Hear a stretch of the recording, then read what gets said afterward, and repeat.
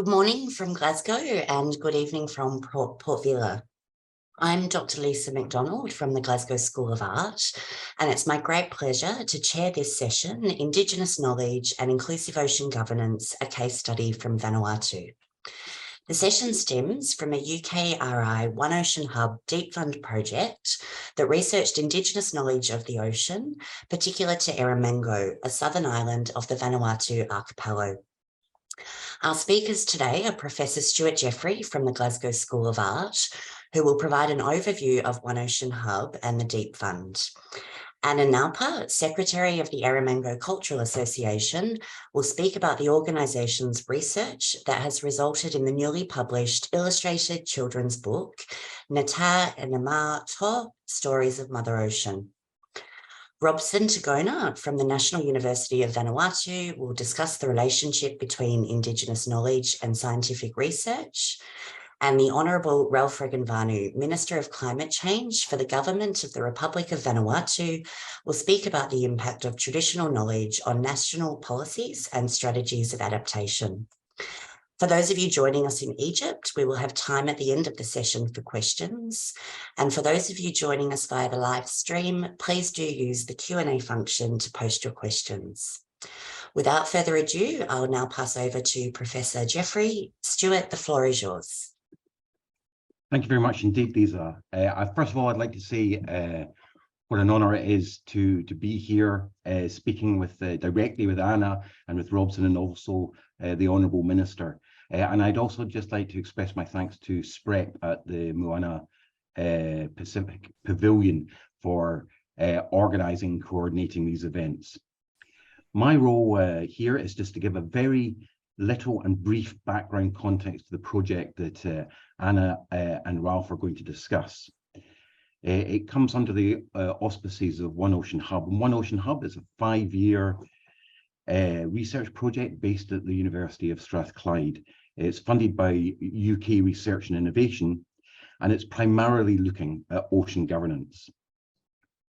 There are multiple research strands encompassing law and policy making, marine science and fishery. And all of this is in the context of climate change and other threats to the ocean environments, such as deep sea mining. And again, all this falls under the umbrella. There's a strong focus on the project on SDG 14, life underwater, specifically around conservation, marine resources, and sustainable development. A key One Ocean Hub research programme, the one that I'm most involved in, the one that Lisa works on, is focused directly on emotional engagement with the ocean. And this encompasses a whole swathe of cultural heritage, of the cultural heritage domain, often seen as somehow entirely separate or subordinate to the legal, scientific and economic aspects of the threat to the climate. So the main mechanism for surfacing these connections to the ocean and the Indigenous knowledge that underpins them has been the Deep Fund. So the Deep Fund directly supports community art projects led by third sector parties to promote creative and cultural autonomy. Collaborations between artists, knowledge holders and communities and academics are in 5 ODA list countries.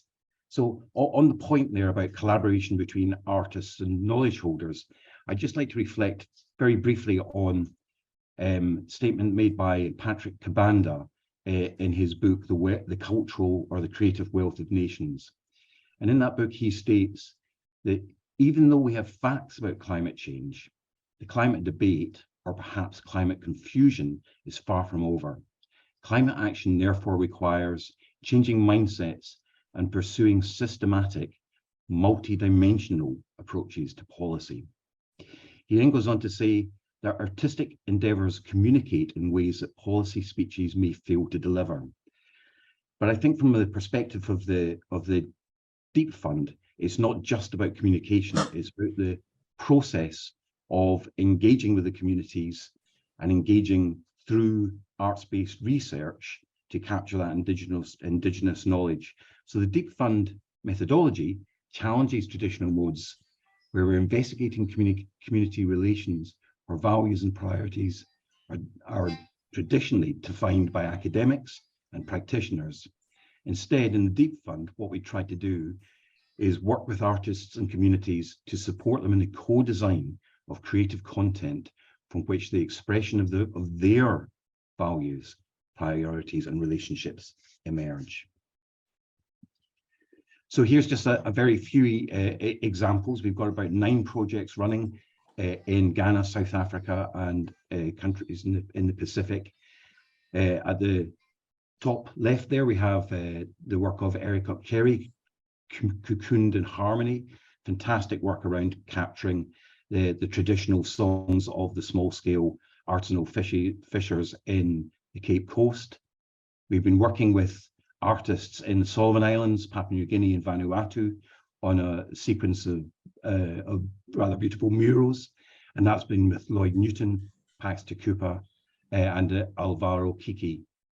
And the final example I've got here is a beautiful tapestry that's been created by the Kaiskama Art Project, a women's collective based in Hamburg in South Africa, in which they've woven together multiple stories and multiple aspects of traditional knowledge into one large-scale tapestry. And I really wish I had much more time to go through these examples. But of course, our real focus here today is on the work that's been undertaken by the Erromango Cultural Association with the production of their incredible book, The Stories of Mother Ocean. It's safe to say that from the perspective of One Ocean Hub, this particular project and this particular work has been the kind of perfect expression of what our objectives have been there with regarding surfacing and capturing Indigenous knowledge, finding new ways of expressing and disseminating it, and putting it in front of policy and decision makers, as well as having it celebrated within its community of origin. So I think that's enough from me. I think we'd be very interested, of course, to hear from Anna about much more detail about this project. Thank you, Stuart. The Honourable Ralph Regan-Vanu, Minister for Climate Change, our Excellencies and delegates at the COP27 Moana Pacific Pavilion in Egypt. I know it's been a long few weeks for everybody. So for those who are able to tune in and listen today, thank you for listening in today. My fellow panelists as well from the One Ocean Hub and the National University of Vanuatu, or Pacific One Talk, our global friends. To the next slide, please. I'm really delighted to speak today on behalf of the Erromango Cultural Association, which is an island and community-based cultural heritage group that has been working for the past 15 years to record, preserve, and promote our unique languages and culture on the island of Erromango in southern Vanuatu in the South Pacific Ocean. We're honoured today to share our journey of how we have been working as a community to capture traditional ocean knowledge and stories for our children before our elders pass on and before our shorelines that hold some of this cultural memory disappear. We call this journey Netai and Namou Toc, or stories of our Mother Ocean. And this journey would not have been possible without the support of the Vanuatu Cultural Centre, the One Ocean Hub, and many archaeologists and anthropologists who've worked with Erromango over the years, as well as, of course, our community elders. Next slide, please. As an island and peoples, we have a unique, but unfortunately traumatic and deeply disturbing history. Mass depopulation due to European contact and introduced epidemics in the 1800s resulted in almost 92% of our population dying out. And with this went most of our 6 languages and thousands of years of traditional knowledge. Next slide. This is why climate stresses, the purpose of in the discussion of COP27, as all previous COPs, this is why climate stresses, coupled with the pre-existing legacies that our island population faces of depopulation and colonization, create a real urgency in safeguarding cultural heritage and knowledge. We have a small window with which to learn from our long past. And I'd like to share 3 key themes in this journey of capturing Netai and Namou Toc. Next slide, please. So, recording and preserving traditional sea-based ocean stories has been an essential starting point for our elders to share their knowledge before they pass on, and to the next generation of adults to get involved, whether as children as present, listening to these stories, as parents embedding these stories in homes, or artists creatively depicting these stories. Next slide, please. Some of these stories, and you can see the artwork here, some of these stories can be described as original stories. Many are oral histories capturing key elements of oceanic knowledge, such as safety on the reef and respectful resource management. And we've captured this for our community in a trilingual publication in English, French, and CA, our one surviving local language, aimed at children. Now, we know nothing beats real life experience in honouring and maintaining traditional ocean knowledge and resource management. However, our community agreed to a book form as a fail-safe plan B if too many more elders pass on in the small window that we have with climate change. This is the combined value of oral and written culture, of art and memory and history. Next slide, please.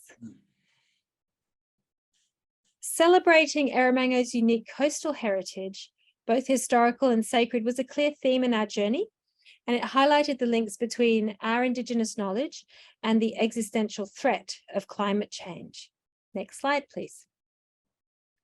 Many of the stories and knowledge we gathered spoke about the island geography, how Erromango got its shape, why certain flora and fauna, whether on land or at sea, are found in particular locations, and why coastal sea caves are sacred, and how we must respect the sea.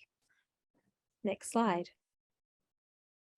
Erromango has over 100 coastal sea caves dotted around its coastline, and these house cultural histories as places of refuge, whether from cyclones, warfare, or punitive expeditions from European ships firing guns at vulnerable villages, as well as places of spiritual connection and birth.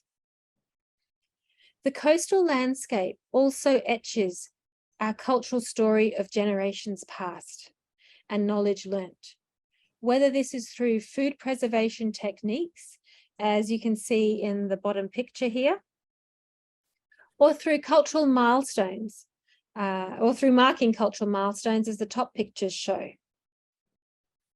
Next slide, please.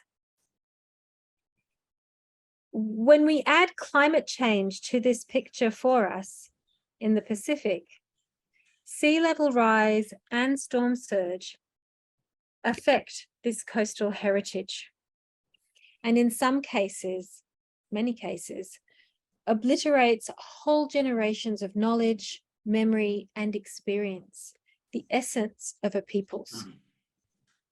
Next slide, please. So this is why we are documenting and reviving traditional weather and maritime knowledge, and this became a central part of our journey in Netai and Namou Toc. How can we use this received ancient knowledge to navigate our concerning uncertain future? And how can it be an essential part of all the global negotiations, discussions, policy implications that are underway at each and every COP, including COP27. Next slide. Safeguarding cultural knowledge of land, sea relationships, and resource management has not only been a central part of our own very personal community journey, with endorsement from our Simanlo Island Council of Chiefs, but it's also been an exercise in revival and engaging artists, children, and even non-Erromangans in celebrating and safeguarding cultural resilience through shared knowledge. When others recognize our own culture and existence, then we know our identity cannot be obliterated, including by climate change. Next slide. I'm now just going to share a very short clip from my two aunties who are instrumental in this Netai and Namou Toc journey, who will explain the importance of this to us. And for those watching today, I hope you will find it important and of relevance to you and of all Indigenous cultures across the globe.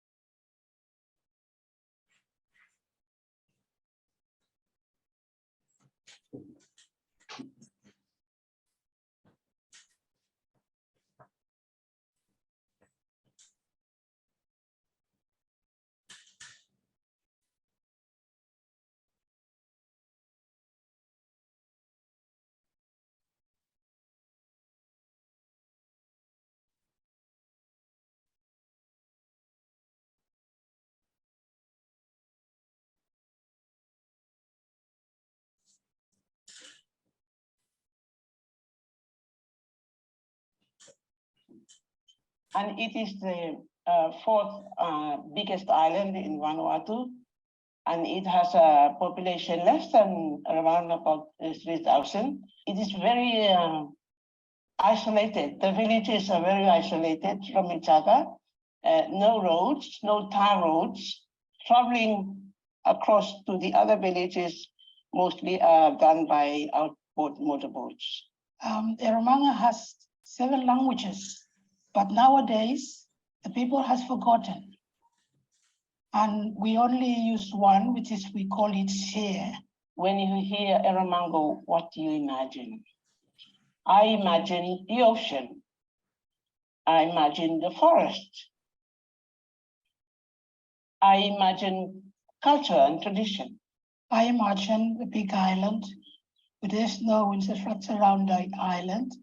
You have to walk around the island if you want to visit the villages.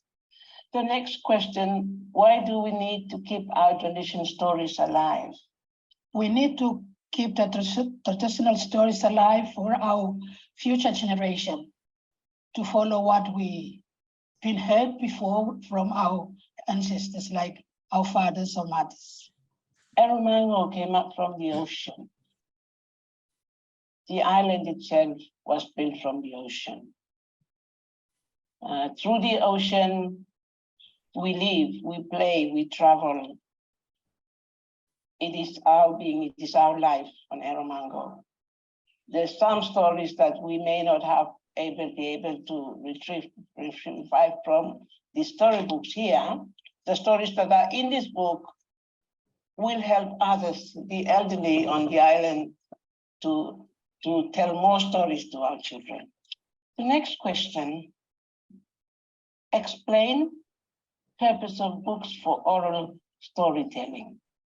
I think it's so important for us adults to tell stories to our little ones, so they will know some are real stories. And I think the real stories are so important to pass on to our future generation. Not many people around Vanuatu do have and speak about the ocean. The ocean is our culture. It is how people look after the ocean. They conserve the ocean. They have marine conservation areas around Erromango. And so it is a custom that people in some particular village, especially in the coastal areas, abide to the rules, the local rules in the villages to keep and protect the ocean. The purpose of this book is to actually build on the value of our cultural heritage. It captures the real life of the people on Erromango. And it also talks about the custom value. This is also an eye-opener for other people in Vanuatu, and that's great. I feel proud. How was the community and chiefs and artists involved in this? This book was made by the Erromangans and also by the Erromangan artists. It's very special how the chiefs are continuing to support the work of Erromango Cultural Association, and especially with this book here, they were involved in, because some of them were able to actually contribute to the stories. What was unexpected in the process of this project? We were trying to find out the direction of the wind, the names of the different winds, the ones that are coming from southeast. It has a different name. Here we have, for example, we have southeasterly wind. It says Natukrau. That's a different and we have Norwotu, and we have Norwotanlai, and we have Namboravu. All these kinds of different wind names. We had to get it from people, and it was not easy to get it from people. Trying to get every names together, it was not easy. Even to say some stories that some people wouldn't like to tell us a story. It was taboo to share it to us, because we had to publish it from the book, and they didn't want to give us those stories. Netai and Namou Toc has been a really important initiative for the people of Erromango. People of Erromango are very resilient people. After a couple of centuries of cultural decimation and depopulation due to epidemics introduced by traders and missionaries, smallpox, measles wiped out more than 92% of the population, and with it, most of the local languages, so that we have one main surviving language today. With everyone having been lost, and so many memories, so many stories, so much traditional knowledge lost, the importance of a Netai and Namou Toc project and the work to do around traditional ocean governance and our traditional knowledge has been very significant, not only for Erromango as a peoples, trying to ensure our cultural survival and continuity, but also for Vanuatu as a nation in the South Pacific Ocean, where we are surrounded by sea. We have a blue Pacific continent that we are very proud to be a part of as Melanesian peoples, and we have a lot still to offer the world. So through our books and our storytelling, we are showing our resilience as a peoples. Koletuanam, kolang Netai, men lenati bodnin, lahapi, landing honguse, Netai min to, amintab songkon dalubon yan inongko. Ingat marima, mabalang tama hamurni lam horman, Raimondan, almay marima, kono biofem video hi, mapi Netai. Nebai beskimi. I just said, thank you so much for watching this video. Now it's time to read. Lesson you plan. Reflect the book. That's what I just said.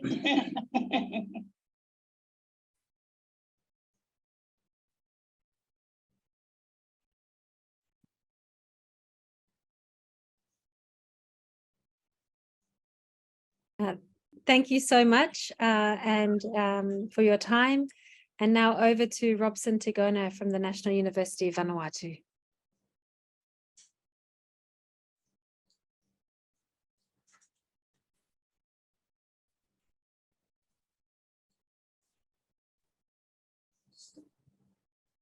Okay.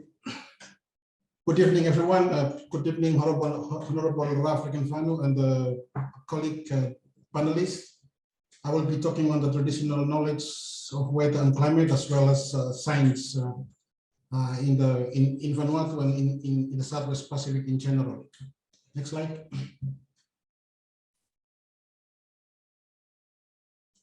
Okay, in the Southwest Pacific, we have the Southwest Pacific climate system, which is linked to our traditional knowledge of weather and climate, whether it is land-based indicators or whether it is an atmospheric-based indicators or whether they are oceanic-based indicators.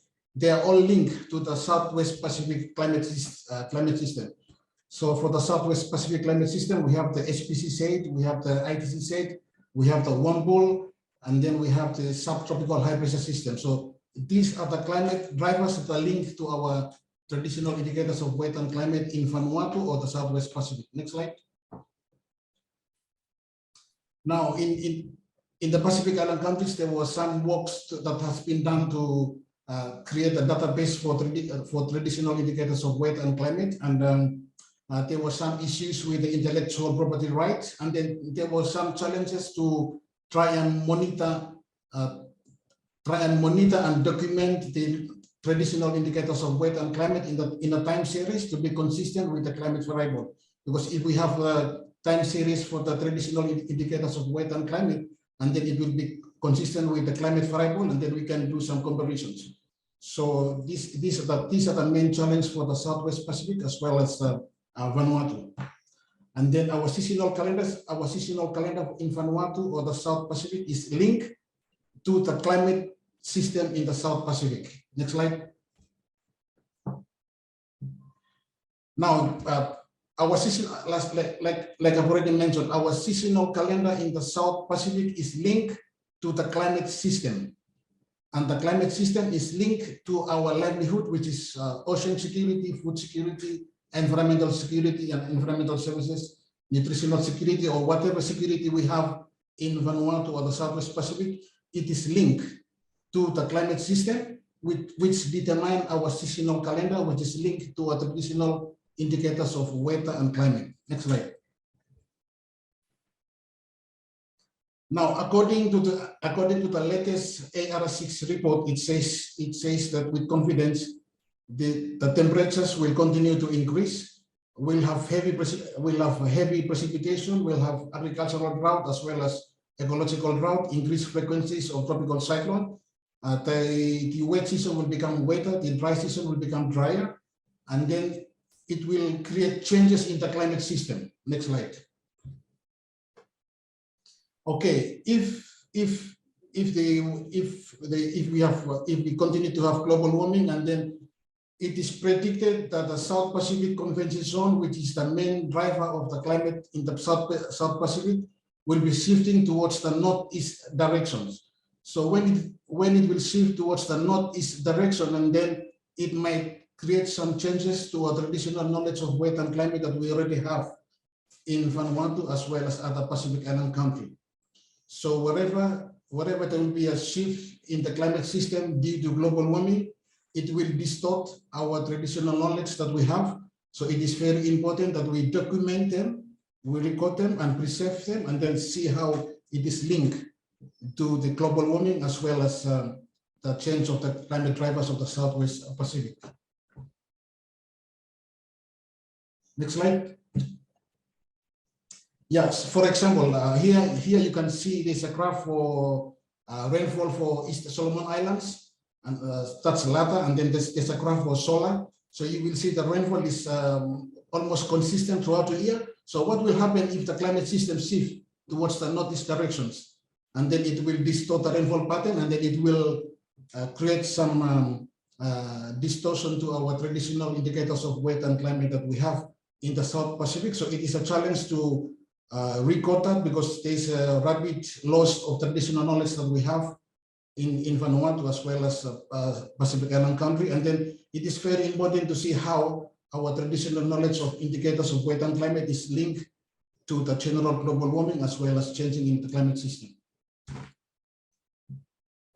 Next slide. Yeah, so I think that is the end of my short brief presentation. So I now have the honor to invite Honorable Ralph Regenfano, Minister of Climate Change for Vanuatu, to give a talk. Thank you.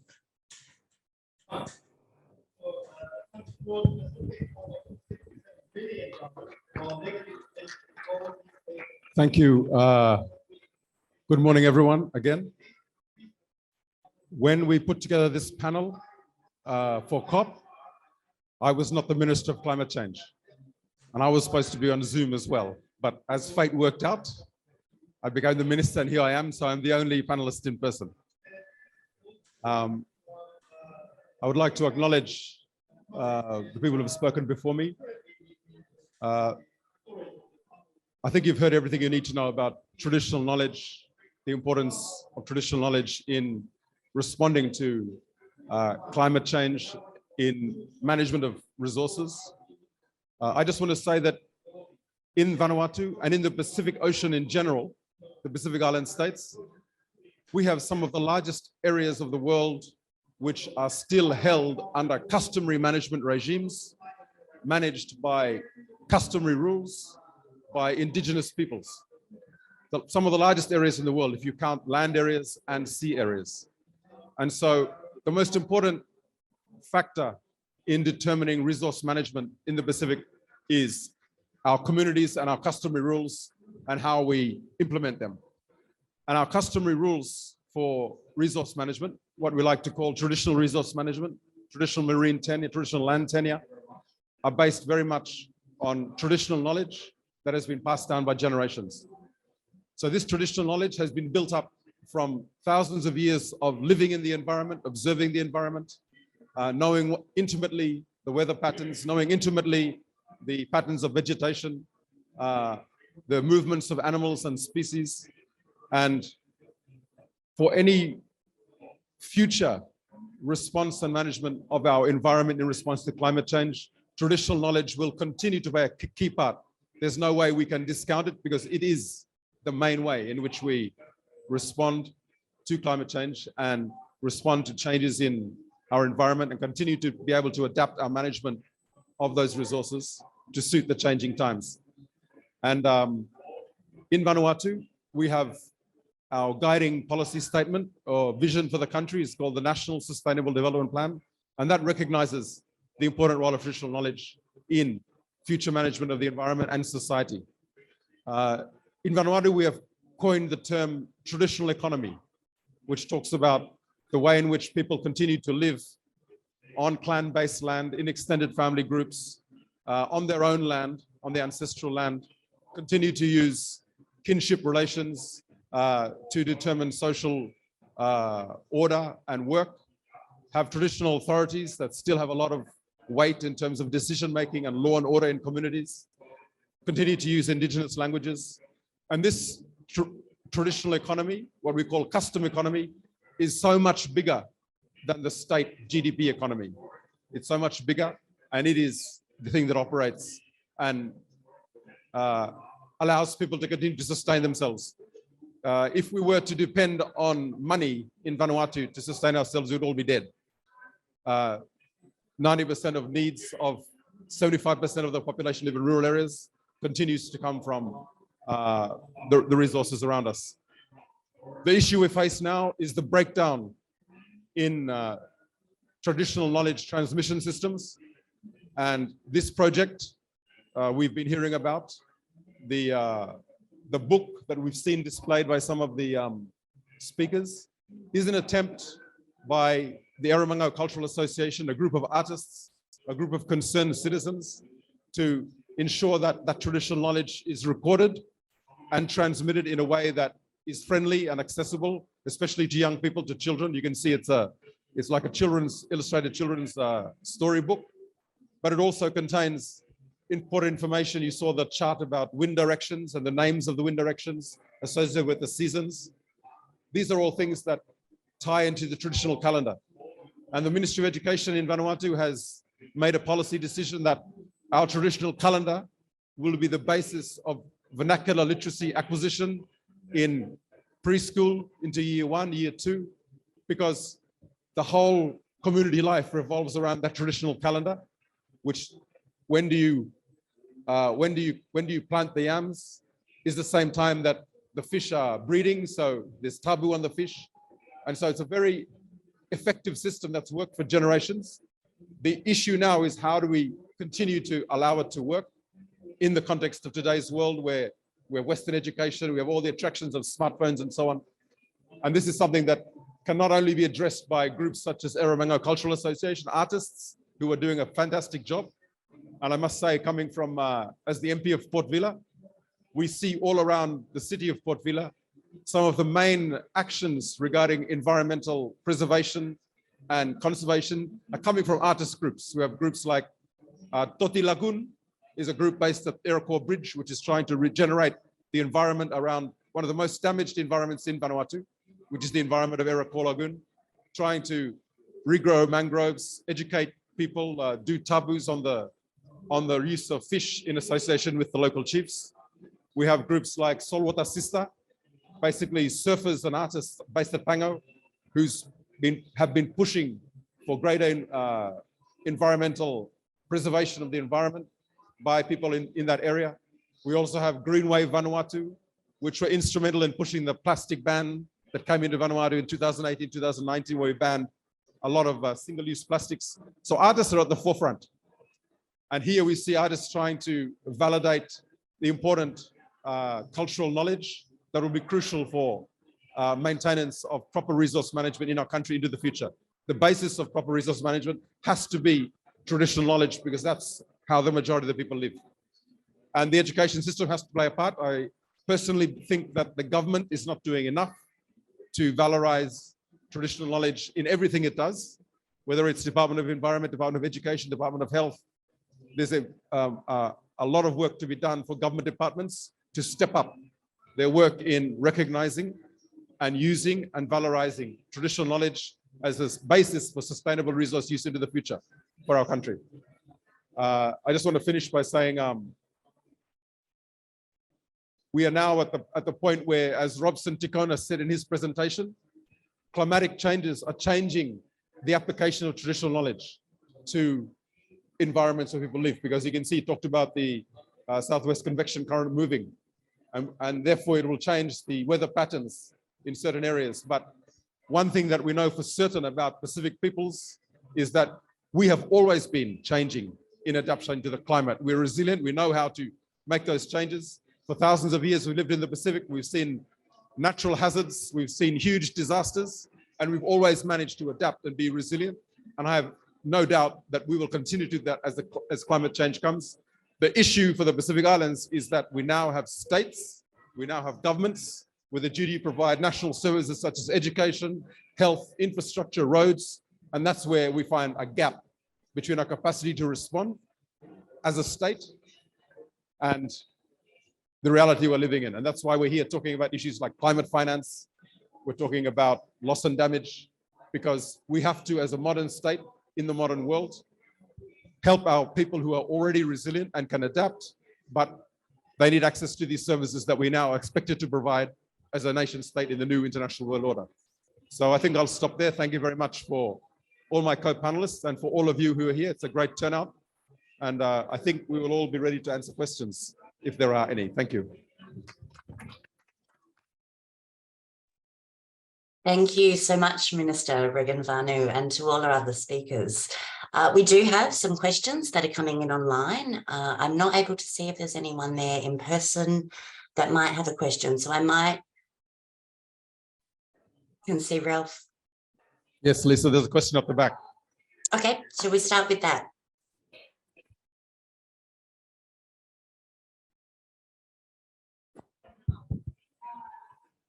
Thank you very much, and congratulations, Honourable Minister from Vanuatu, and for all of the work, this body of work that's being done in Vanuatu. I didn't hear my friend Anna speaking, but it was nice to see her face as well as the other panelists here today. You know, I'm biased towards traditional knowledge, and my staff know this. It's my favorite thing.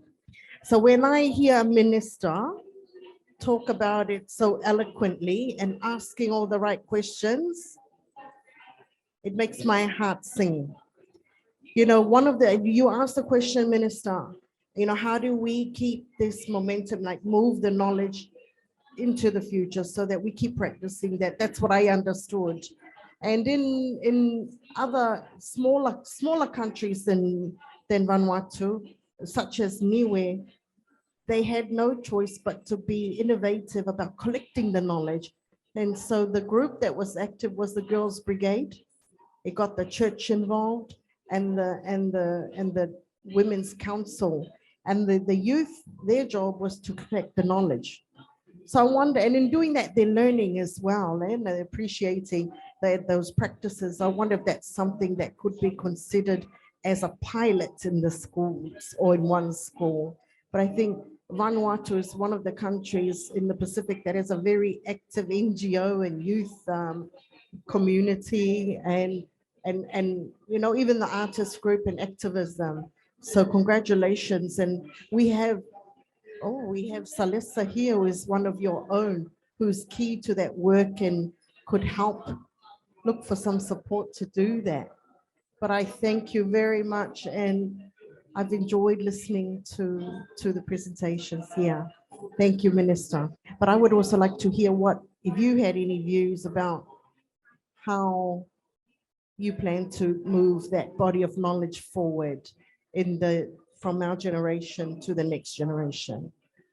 If you had any plans, if Vanuatu has any plans to do that, whether it's curriculum or through non-government state actors. Thank you very much. Thank you for your comments on the question. I think what's important in when you talk about traditional knowledge in the Pacific and preservation and maintenance, revitalization, I just want to say two things. First of all, us as people working in government, in civil society, people who are, we are educated, perhaps we're a bit out of, we've been removed a bit from that context of community living and understanding of traditional knowledge. The first thing is we need to share power. We are not, we tend to, as politicians, as civil servants, say, I know, Mimi school, I can know what this is. No, you've got to realize that you are not the sole repository of knowledge and understanding about this. It is with the community. And so you have to be, in everything you do, you share. Leadership, for example, me, I have to listen to traditional leaders and what they say and incorporate it in decision-making. And civil servants especially, they need to say, okay, I'm working in government, I'm working on policies, but what do the community say about this? And what are their perspectives? And make sure they're incorporated. So the first thing is share power. And the second thing is realize that this is the future for our countries. It's the past and it is the future. The reason why in the Pacific we enjoy such beautiful environments and ecosystems is because our ancestors have managed them for thousands of years to bequeath us this amazing heritage. And it's not up to us in one generation to destroy it by all we're doing, like industrialization, waste, consumption. In this one generation, we're destroying the legacy of, hundreds of years of careful management. And so we need to recognize that wisdom and bring it back into our policymaking in every sector, in environment, health, anything you want to talk about. There is a traditional way to doing it that we should recognize and bring back. Thank you. Do any of the panelists want to say anything? Thank you, Minister. Well, I actually have a question that's come through online that ties into what you were just discussing. And the question is, how can Vanuatu's efforts for cultural documentation and integration of different but same sciences be expanded across other regions? And I wonder, Anna, if you might like to take the lead on answering that one. Kompolongi tama, Lisa, and thank you to who asked the question, as well as to Tangaloa for your earlier comment there. In terms of how efforts for cultural documentation and integration can be expanded across to other regions, I mean, Stuart's already spoken to One Ocean Hub's work in the space in Ghana, in the African continent, as well as here in the Pacific. And I think a big part of it is turning the rhetoric around cultural values and appreciation of Indigenous culture into action, and not ring fencing it into multilateral spaces and policies of discussion, but actually turning it into something where it recognizes lived reality and that emotional connection. And that I'm not meaning this to sound I guess romantic in that sense, but into terms of how do you actually take forward and give the space. And the Minister, Regan Vanu, has talked about how we create space and we power share.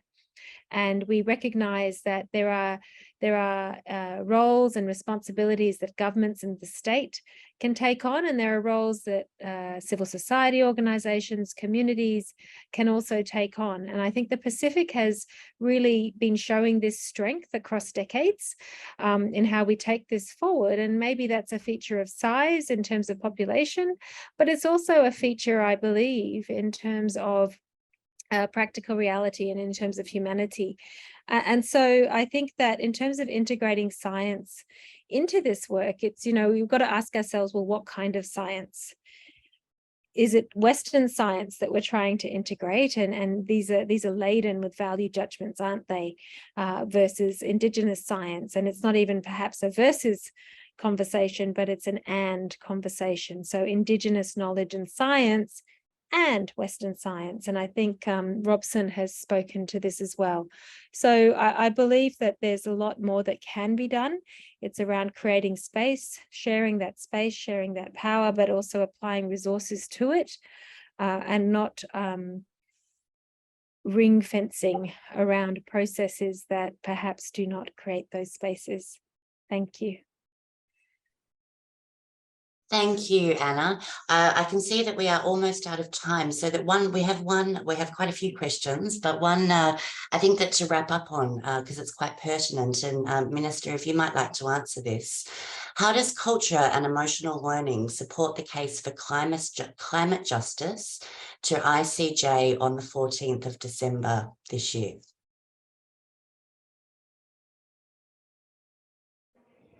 So I'll answer that question.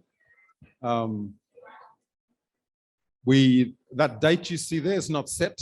We were waiting for a date. This is the date they're referring to, which is the date where the United Nations General Assembly will vote on a resolution to seek an advisory opinion from the International Court of Justice on states' obligations for communities and individuals feeling the effects of climate change. So this resolution that's going to be voted on by the UNGA is going to happen hopefully next month, maybe January. We haven't got a set date yet. And I hope to be able to announce the zero draft of the resolution text tomorrow at 10 a.m. in the conference room of the press conference room of this COP. But that question about emotional connection, that is going to be addressed once the ICJ starts considering the question.